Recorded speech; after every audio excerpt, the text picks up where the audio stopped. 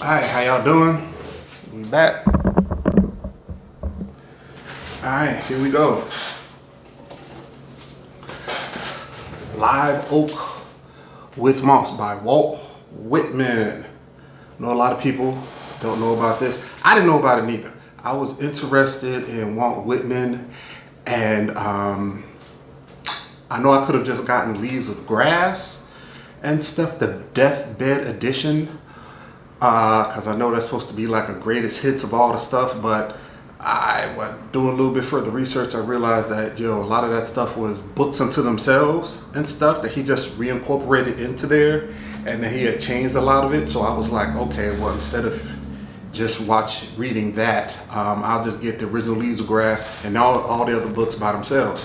But I was at the library and I saw this, and I'd never heard of this. I've heard of Drum Taps and other stuff that he wrote that was published independently of Leaves of Grass, but I never heard of Live Oak with Moss. I was wondering what it was, and I got it, and yeah, I came across some whole bunch of other stuff. Put that back there. I know it's kind of, but yeah, and what interested me was because a lot of times, people had been like ambiguous about his sexuality. They said he was experimental or he was bisexual, but nah, he was gay. And I found out that these poems were basically detailing his, homosexuality. And I was really refreshing. I realized, in the 1800s he probably could not have done that because it was illegal at the time. So he kind of hid it.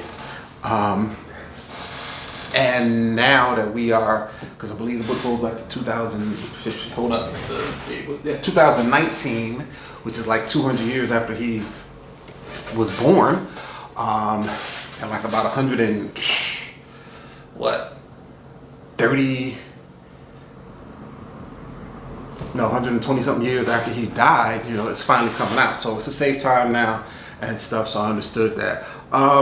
This book is very much different from the usual, books, because it's like a kind of a combination. All right, well, let me show you. Basically, you have in the front of the book, it's basically, as you can see, it is a graphic novel, right? Then when you go to the middle, you have the poems and stuff, and then when you get through with the poems and you go to the back, it's basically essay about the poems.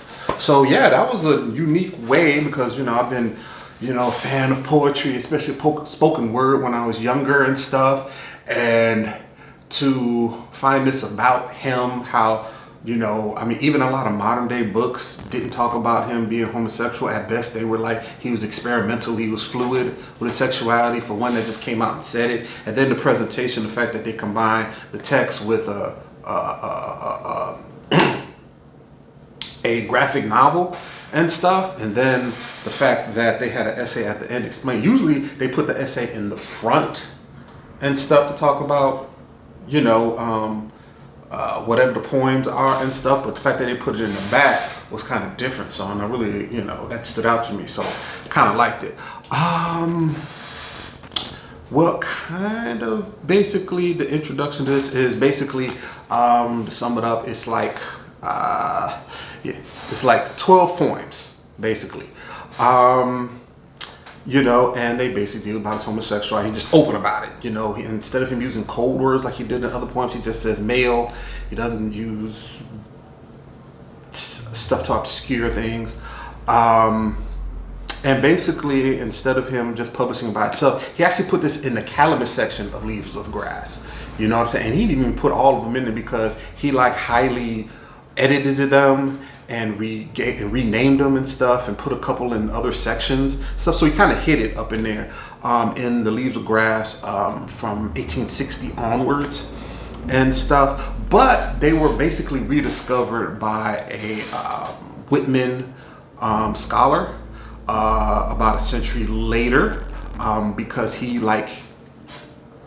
hand wrote them, titled them and stuff, and then put them in a folio somewhere. And he was just looking in Whitman's old photos and found them and was like, oh, okay. And he noticed how, wait a minute, some of these were just like the stuff in Calamus and other places and stuff. So yeah, he basically brought it to light. And yeah, you know, that was about 1950s, early 1960s. And here it is about 50, 60 years later, and it finally gets published. All right. Like I said, you know, the style, well, let me just go through the visual stuff because it renders it very well. Okay. You know, like, okay, now there goes the oak, right? Which symbolizes, you know, live oak with moss. There goes the oak with moss. Okay. And then it kind of zooms in real quick into the moss, and then it goes into the oak, you know, up into the bark. Now, hold on, let me keep going. Now, as you can see right there, that's fire. As soon as you go up in here, it'll go deeper, and that's the fire, right? And so I'm thinking that's basically talking about his homosexual passions and stuff, his attraction, right? As you can see, flames and stuff, and then you see this blue kind of just taking over and stuff. You know I could just easily flip through it and it'll be like a live action book and stuff, right? But then this, as you can see, boom, now we're in the city, right? And it turns out that this is New York City. These are old pictures like from, I think, the 1860s, 1850s of New York and stuff. And then you can see the flame, the silhouette of flame. That's Walt Whitman. You could tell it's Walt Whitman because he's known for this type of big brimmed hat and stuff in a lot of his pictures.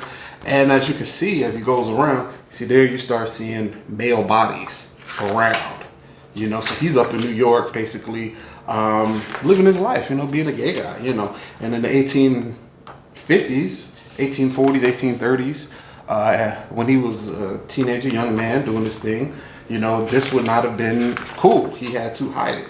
And now as you can see, there he is with another guy, and it kind of goes up into the sky. And of course they're meeting, they're going and running into each other. There he is as an old man. And then eventually they collide. And then you get this weird thing. I didn't really understand that, but then I looked at it and was like, wait a minute, that's the rainbow. So that's kind of the rainbow flag, right? Then boom, jumps to hands, and it turns out these are like male bodies and stuff. So that's the sexual stuff going on there, you know. They didn't get too graphic. They kind of just zoom in on it, but I don't care. I'll just put this up here. Then he goes to the moon, right? Then it's outside. Then he goes to a room with a log in it, and it turns out this is like a replica of like the room in his family's house that he grew up in and that he actually continued to live in when he was an adult. Then of course, you know, the flame is out. Then this white kind of comes up and consumes the room. Boom, takes it over, and then we get into the poems. So I kind of like that, you know, that going into, you know, the whole thing, how it like, you know, just made it, poems come to life. I really like that. That really gave an impression to me, and see it rendered in art, how his love affair with the symbols of it, you know, being the oak, and how the oak was by itself. And the oak basically, even in the wild, most oaks are by themselves.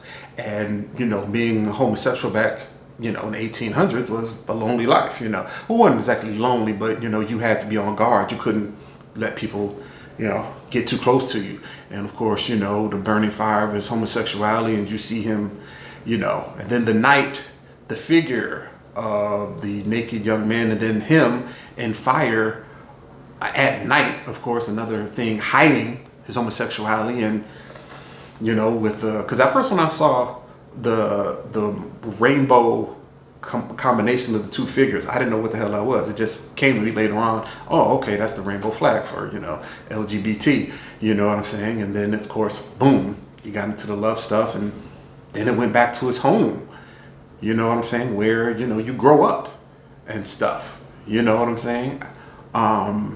So yeah, I kind of like the juxtaposition of that. It was really, really, really, really good, you know.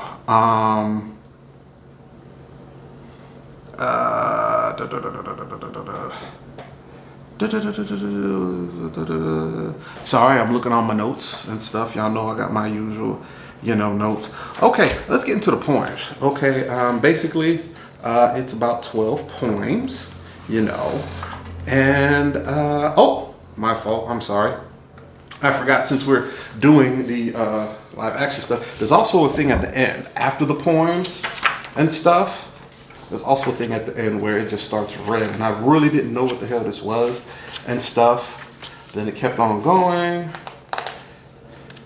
Sorry, kept on going. Da da da. Then that branched out, and then I was like, oh, it's a tree. So it's like blood in the tree, and kind of goes back to the oak. So it's just kind of a symbol. I'm thinking that's his life and stuff, like the blood symbolizes life.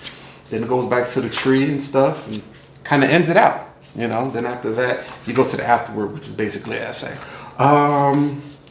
So yes, okay, sorry about that. But let's go back into the poems. Okay, the poems, yeah, these poems, like I said, haven't read too much stuff about poems that are erotic, about sex, even straight sex, let alone homosexual sex. But hey, I gotta think about it. He was writing this back when, even if they found out about, if he didn't publish it and someone came across his stuff and they reported him, he could have went to jail. So I'm thinking about the bravery of it.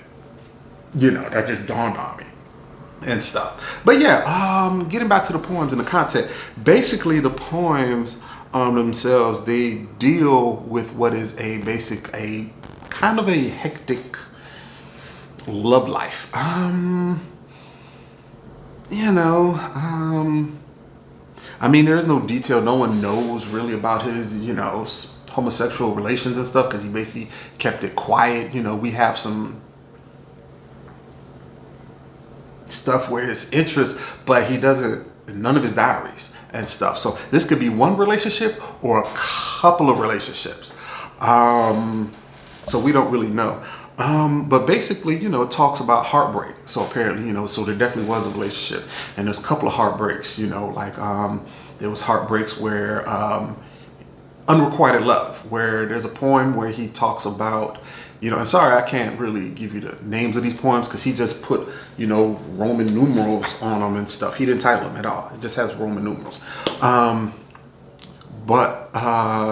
Yeah, he talks about unrequited love, where he like really burned for this guy, and then also it's rather obvious that the guy was in a relationship, but he wanted him, and so obviously he was in a relationship, but apparently he, it's not sure whether he told the guy or not, but it's rather obvious that didn't happen. There's another also heartbreak where apparently he was in a relationship and the guy dumped him. Just typically dumped him. So there's a lot of longing. Like I said, there's unrequited love, but then also he talks about his erotic interest in men, but he knew that there was a part where he talks about where he sees a guy, but he isn't sure whether he is gay too. He would want to talk to him because he's so beautiful, but he can't because he doesn't want to take the risk and end up getting in trouble. He talks about what obviously was a cruising situation, because he talks about a section of the docks, because there was docks there in New York at the time, because it was a major port, and he talks about there's a section of the docks. I think he said Red Hook and stuff, which is a neighborhood right by the docks, and he talks about how there was, in the daytime, how there would be guys, not nighttime, in the daytime, guys there. It was a cruising spot where you would go, and he actually talks about guys making out there, which was kind of wild in the 1800s. You know what I'm saying? And how he looked at that and he saw it, but he kind of wanted to do the same thing too. Like, not only be kissing a guy, but kissing him in public, and also being able to be free about it. But he knew at the same time he'd get in trouble. Yeah, he just talks about, relationships, in and out of relationships. Like I said, a lot of lustful thoughts he details into, talking about guys, attraction physically and mentally. Talks about guys' style and how they carry themselves, actions and stuff. yeah, so Whitman's love life. So I think it probably was multiple relationships because when he composed, and he finished composing in 1859, and he turned 40 that year. So he had plenty of time to have relationships, and yeah, then 1860 version of Leaves of Grass, he put it in Calamus. So yeah, I think he was basically detailing his love life up to that point. So whether he was talking about one night stands or relationships or both, what I'm saying, it's not clear. But yeah, that's what the stuff really talks about.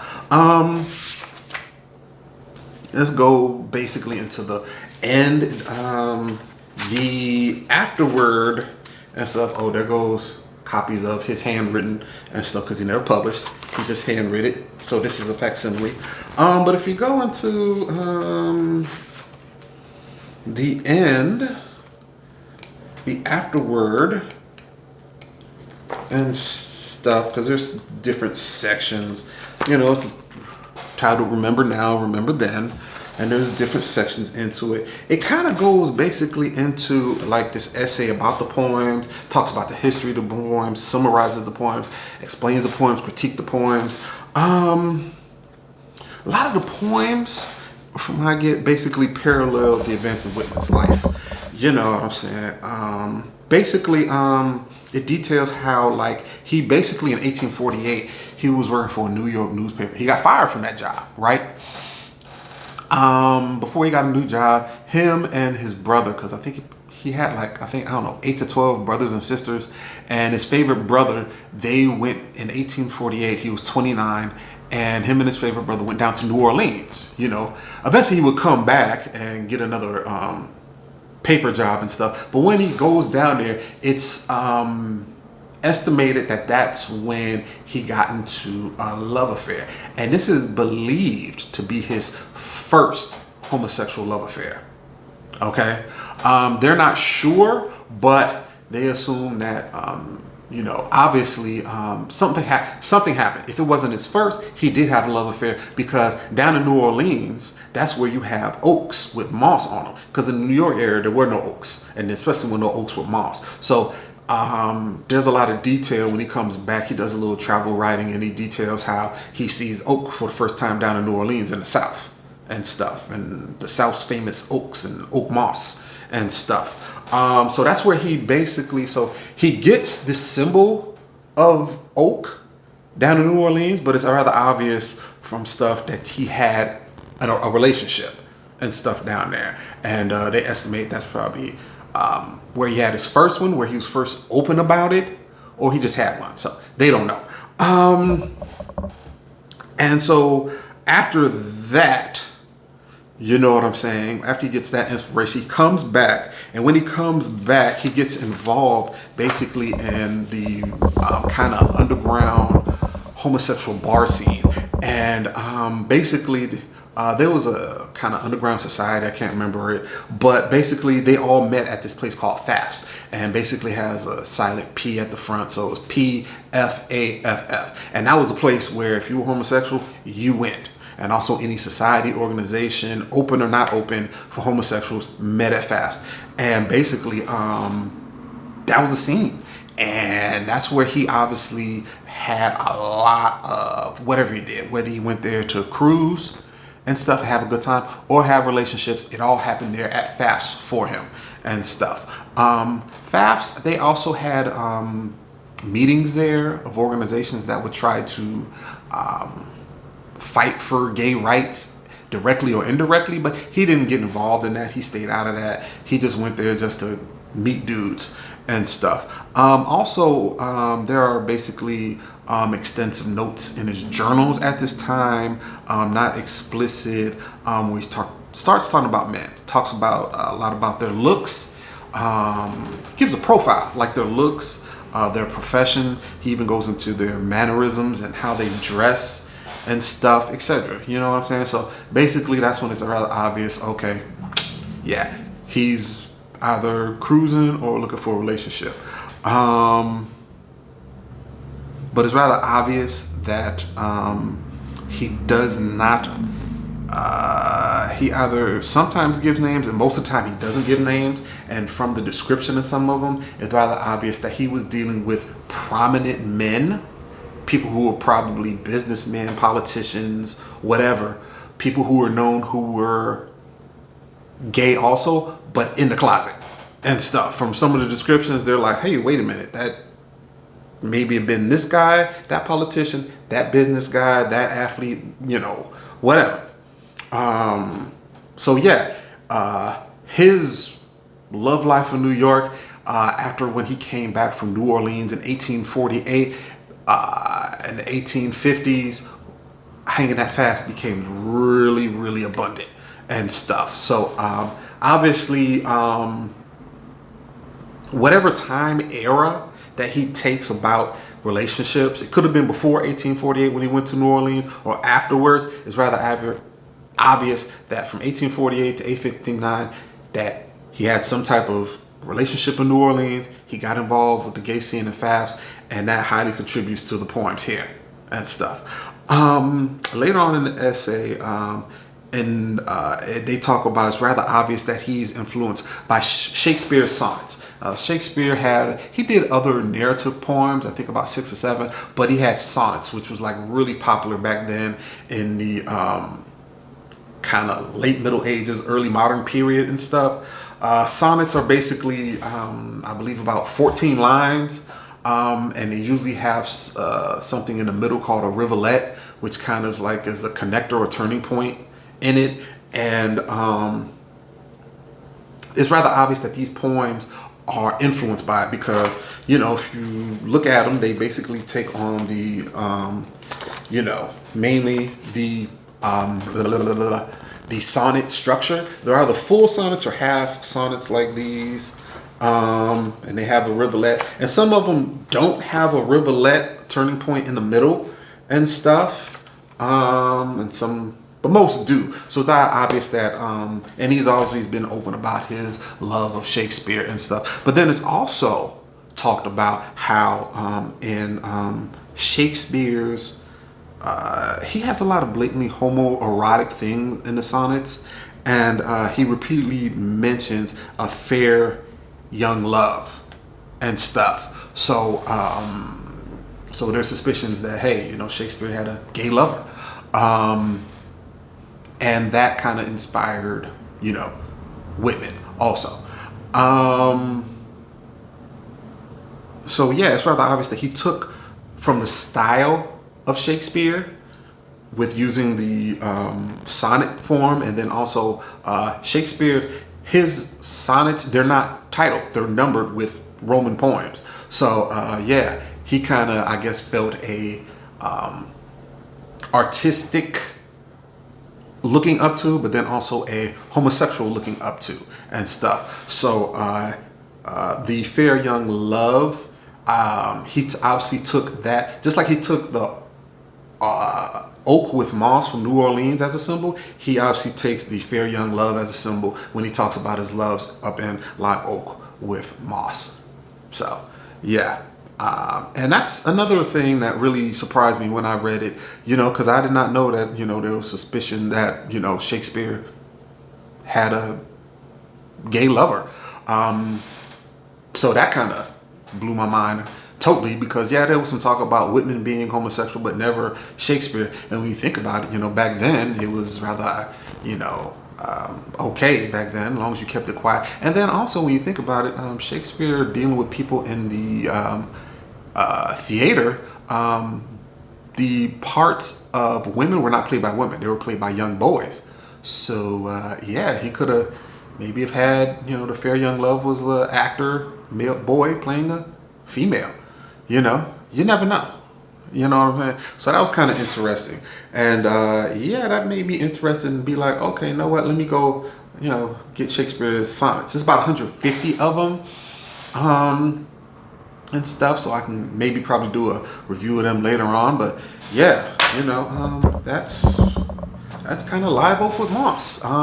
Basically where something that we thought we knew but wasn't really dealt with. You know what I'm saying? Because a lot of people, they don't want to, it was not a thing to have a homosexual person as the nation's national poet, because he called himself the bard of the people and stuff. So that would have been a problematic, you know. And then also, you know, I've read how he also basically covered up himself. You know, sometimes, you know, in his interviews, people just straight up ask him, hey, are you homosexual? Or have you ever had a male lover? And he would obfuscate and deflect, and even not only would deny, but then he went up there and came up with this blatant lie where he said, well, you know, I've fathered 6 children. But no one's ever been able to. Even back then, they tried to substantiate it, and they couldn't find that he had any relationship with any female, yet alone got a female pregnant and got one chick or many chicks pregnant 6 times. You know what I'm saying? So even him, he tried to obscure his homosexuality with lies. But this is a new day and age. No one really cares that much about it. You know, gays are more open now. They have more rights. If you do anything, you do a hate crime, you're gonna go to jail. So yeah, this was a surprise. I like starting off with this to just figure them out, because I'm getting to the man, and I ain't gonna lie, these were some good poems. These were some good poems, even though it's something that, you know, I can't relate to. You know what I'm saying? But yeah. This was a great introduction for me. I mean, I had flipped through, you know, books where he, you know, his books in the library, read them, or may have saw his poems in collections and stuff and read them, but I never read like a set of them and stuff, especially one that dealt openly with his homosexuality. So this was really good, and I like the presentation with the whole. This was a combination book, because it's a combination graphic novel, poem collection, and then a, you know, nonfiction critique of the poems, and giving you also background to it. So I kind of liked it. This was a really good book introduction. The poems are great. It gives you a little bit about, you know, kind of the social history of the homosexual scene in New York back in the mid 1800s when it was illegal and stuff. So yeah, if you're interested, this is a great thing. You'll go through the book real quick instead of like Leaves of Grass, which is like, I think 700 pages and stuff. So yeah, this is good. I got other books of his poetry separate and stuff. I'll bring them to you, but if you want to start out anything to get to real him, this is it. So I recommend it. All right, thanks, catch you later.